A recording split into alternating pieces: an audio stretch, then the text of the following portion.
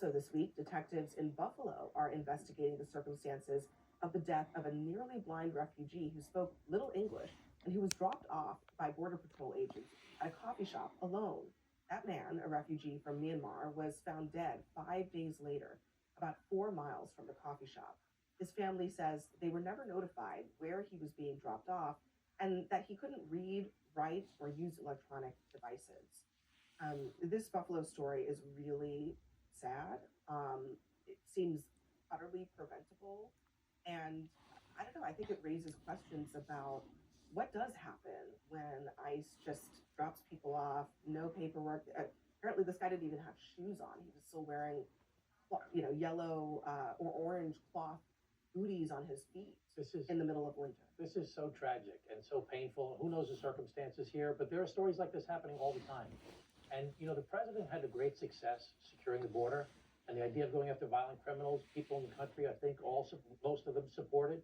But the idea of some of these actions on the interior enforcement that we've seen, whether it be Minneapolis or the stuff out in LA or Chicago before, or a story about like this man getting picked up and then dying out in the freezing cold. I mean, it's just awful.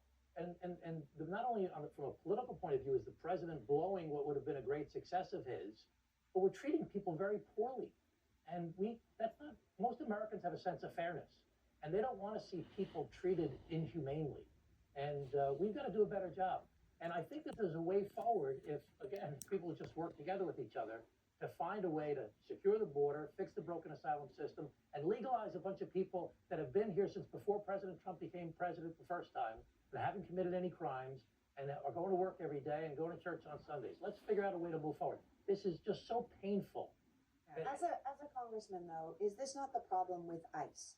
That they aren't educated in the law, they don't follow the law, they aren't beholden to the law, so it doesn't matter if they break it. So it becomes less about them being a law enforcement agency or even an immigration agency, but more like an unregistered rogue agency where they can kind of do what they want. Which is, I think, why people want it defunded, if not abolished. Right. Because you can have an immigration agency that works, or you can have a group of people who will pull you out of your car, leave you alone on the street, let you be shot in the head.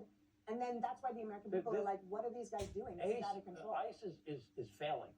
A lot of the behavior has been immoral and illegal. And most of the people who work for ICE, I'm sure, are good people trying to do the right thing.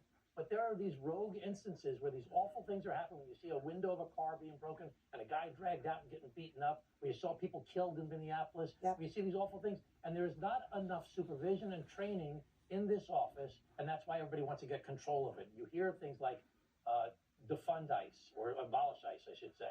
I don't think we should abolish ICE. We still have to do the work necessary to enforce our immigration laws, but we totally have to reform ICE. I don't think these guys are reformable, though. Well, so number one, I mean, this idea that people do in fact have support for abolishing or defunding ICE is just not true. There's no poll that suggests that. There was a poll that shows showed interest almost half of in reform. Americans. Almost half of Americans are open to the idea of abolishing ICE. That's a shocking result, but I think it's in the midst of all of the stuff going on with Minneapolis. It's also that's also an outlier. I think two things are true It's at the not an same time. outlier, It is man. an outlier. You Two can't things are just true. say You things have- and expect them to be true. Well, that's what not the polling case. actually The suggests. polling So you're suggests pointing to one. 50%. Okay, so you got your one poll, and we can point to literally every other poll that Okay. doesn't show that. People do want to see reforms, and I think in some cases, I agree with the congressman. There have been some instances, at least on the surface, that seems like better oversight is something that we should be focused on. But there's also, I think, some folks jumping to conclusions based on not all the facts. In this particular case, maybe it was not just a tragedy, but it was an egregious abuse. I don't know. I saw some of the reporting suggesting that the man said, "Drop me off at this coffee shop." I don't know the details beyond that. This idea that maybe they broke the law, ICE maybe broke the law on this. Okay, what law was broken here? We don't have the details yet. I do think it's important to get those pretty details. basic. I have a pretty basic. Well, that's not true. Few This basic is being questions. investigated. Well, I have a few basic questions about this. One, Border Patrol or ICE or federal agents, they were called to pick this guy up because was about to be released on what ended up being a misdemeanor plea. Rather than checking his deportability before they picked him up, they detained him. Now, they detained him, learned he couldn't be deported. Why couldn't that have been done before? Well, part of me wonders, is it because they have quotas that they have to reach in terms of people that they have to detain as part of the Stephen Miller push to hit certain numbers? Because we're talking about, they're acting as if these are just individual people, but it's actually seems like a broader issue with ICE and Border Patrol putting numbers on the table and saying, the more people you pick up, the more bonuses you get. The more people you pick up, the closer you get to the target that we want you to get to, regardless of whether these people are eligible for deportation or not. Yeah, I don't have enough facts about this case to know whether what you're alleging is true. I do know broader numbers. I saw some numbers today for the month of January, in fact, for the city of New Orleans. Over 2,500 arrests, 10,000 deportations, 25 gang members picked up and taken off the streets. I mean, ICE is having hundreds of thousands, if not millions, of interactions with people around the country. Do I think it's reasonable to assume you're going to have individual interactions where something goes awry, where a detail is missed, where there's something unfortunate This man or is dead. bad that happens? This man And so, is dead. Of course, He didn't need of course. to be dead.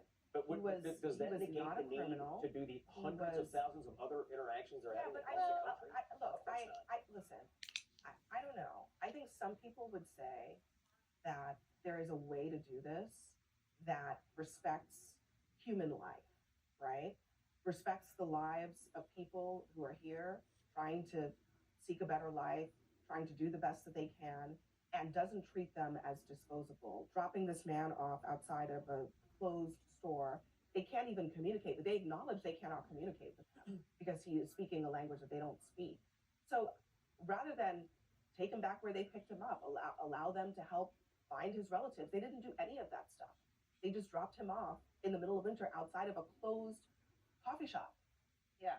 And I think that with the numbers that Scott is referring to, I do think it is because they have quotas from Stephen Miller, and I do think they run into trouble. Whatever happens moving forward on reforming ICE or however we talk about this, it is very clear that DHS cannot handle interior enforcement. They should be in charge of enforcing the border, making sure our border is secure. And then, I don't know, we don't see the FBI or DHS or U.S. Marshals killing U.S. citizens, leaving a man on the street to die or any of these things. There are law enforcement agencies in the federal government who know how to be a law enforcement, to follow the rules. And so I do think that whoever is running for president, whoever takes over, and you know what? Frankly, Donald Trump might even want to do this, is not only pass some sort of immigration reform, but he should also think about moving ICE outside of DHS and moving interior enforcement outside of DHS and having DOJ or FBI or somebody else having them do that from that entity. Because I don't think that Kristi Noem and DHS can handle interior enforcement. It's an interesting point, and we'll see if the calls for reform produce anything more than just calls. But next for us, from enemies to frenemies, we have now entered the newest chapter of the Trump-Mamdani relationship. We'll discuss next.